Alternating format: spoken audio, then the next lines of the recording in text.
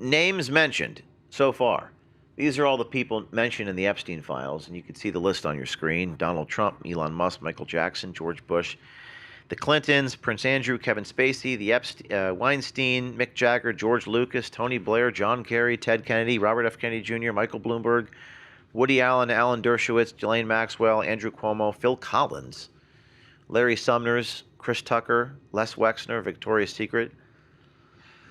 But we recently learned that under Kash Patel's FBI, the FBI discussed redacting former U.S. presidents, Secretary of State, and other celebrities. This is A15. Screenshot of the email. This is very interesting. The FBI under Patel, March of 2025, just 2 months prior to the video I showed you earlier. Under the FBI wanted names of presidents, high-level people cleared. Good morning. Do you know what is the guidance for redacting images, or who would be able to assist with the guidance?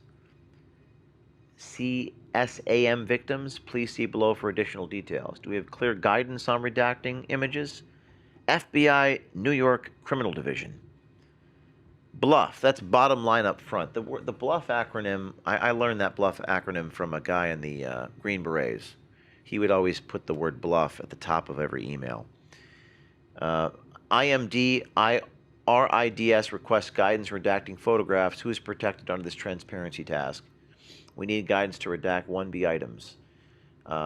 Some photographs depict victims, unknown, unidentified females and males, former U.S. presidents, Secretary of State, and other celebrities. The software does not have IA recognition to assist with the identification of some public officials and celebrities. So this kind of goes in line, what you're seeing in this email under, this is March of 2025, with what we uncovered on Department of Justice Chief Joseph Schnitt and what he said on hidden camera aboard the airplane. Remember that one? To our undercover journalist a couple months ago. That names will be redacted. Now, what's so special about what we do and what this show is, I don't really report on something unless I can verify it. How do I verify? How do we know what's real and what's not in this post-truth constitutional republic? How do we know what is real? Well, we know because the recordings happened on devices owned by me. So I know it's not AI. I know it's real. So let's go to that device that recorded Joseph Schnitt on the airplane to our undercover journalist a couple months ago that about these names that will be redacted. Let's go to A16. Joseph Schnitt from the FBI. Let's play the tape. Well, those files do exist. Yeah, thousands and thousands of pages of files. They'll redact every Republican or conservative person in those files. Leave all the liberal, Democratic people in those files. I think they visited that Maxwell person. Yeah. And also involved. Got transferred to a minimum security prison too recently, which is against BOP policy because she's a convicted sex offender. They're offering her something to keep it up. Offering Maxwell something to keep her mouth shut and saying names will be redacted from the Epstein files. The DOJ actually responded to this story with a screenshot of Schnitt's email via phone. And it was very interesting about this is they, if you recall, the Department of Justice, this is Schnitt. If you can read that screenshot, that was what Schnitt sent the DOJ. You see on the bottom it says Joseph Schnitt, Acting Deputy Chief Special Operations Unit. This is kind of the spooks within the Department of Justice. So this is like a very weird dynamic that he's emailing his supervisor. This is Acting Director Pollack from the DOJ FBI, and he's telling Pollack that this is this woman that he met on Hinge. My profile indicate I did government work. The comments, but put the screenshot back on the screen. The comments I made were my very own personal comments and what I've learned in the media and not from anything I've done. I have no knowledge of anything. I was not talking about anything. I know nothing. They're always trying to cover their ass. But what's extraordinary about this is the guy takes a screenshot. Look at the top of the screenshot. His phone is on airplane mode. He's on an airplane. We realize this is the guy Schmidt working for the Department of Justice. Sends it to his supervisor, and then the Department of Justice publishes this screenshot that Schnitt sent him, the DOJ, as a tweet or a post on X. I've never seen anything quite like that. The Department of Justice responds to our story with a screenshot of Schnitt's email via phone that they sent to him from an airplane. Wow. What type of operation are they running over there at the Department of Justice, you might ask? By the way, I'm not trying to be unfair. I'm not trying to be mean. I'm not trying to be biased. I'm trying to operate without fear and without favor, meaning there's no sides. There's no favors. There's no partialities here. I'm just trying to report what I've observed.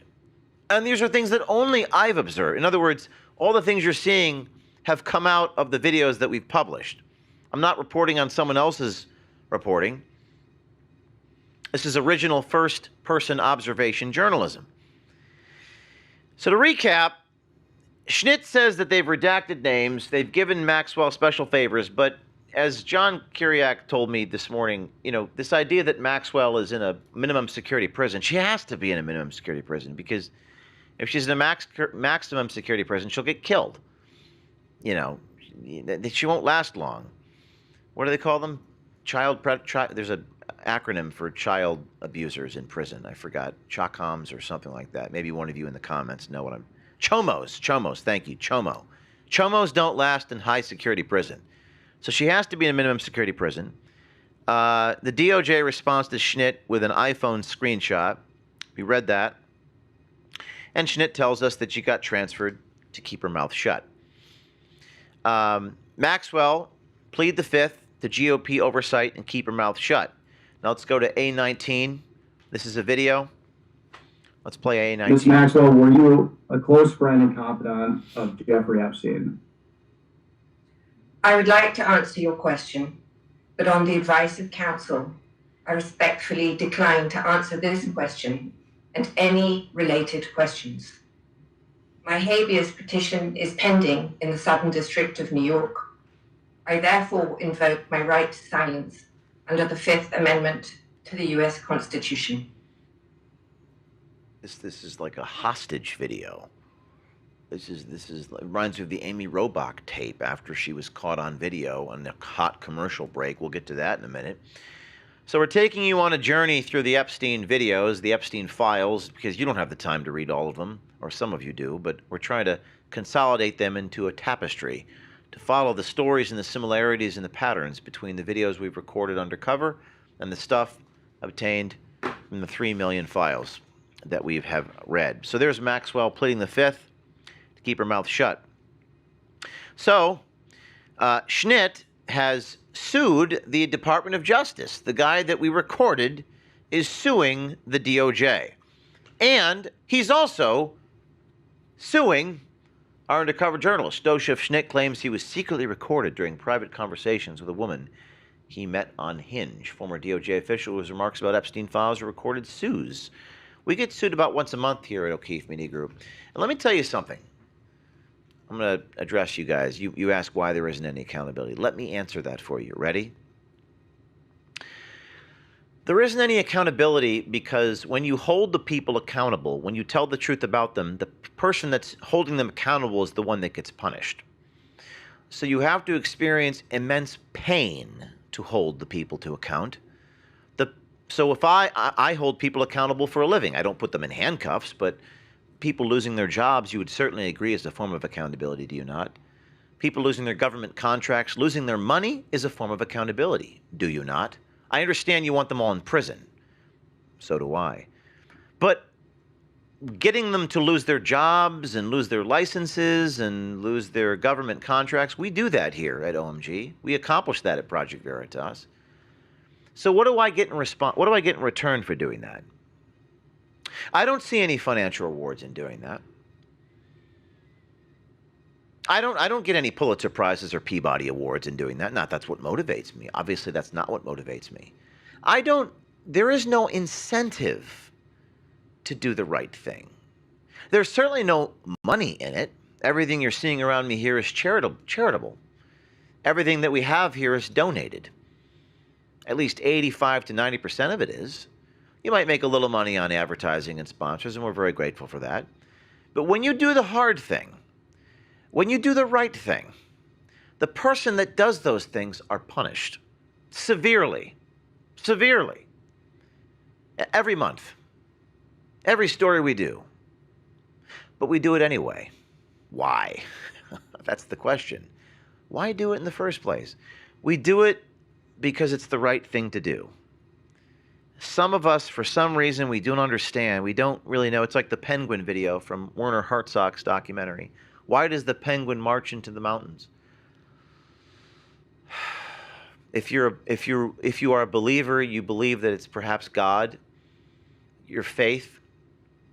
What makes men move mountains in the first place?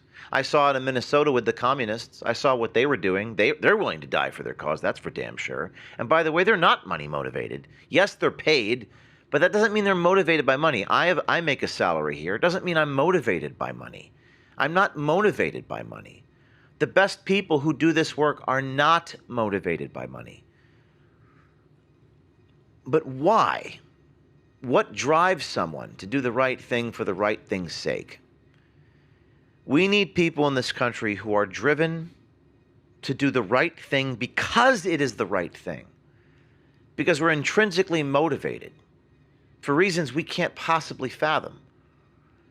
But I'm here to tell you that if you want to hold people to account, if you want people to be held accountable, you in the audience need to do it yourself.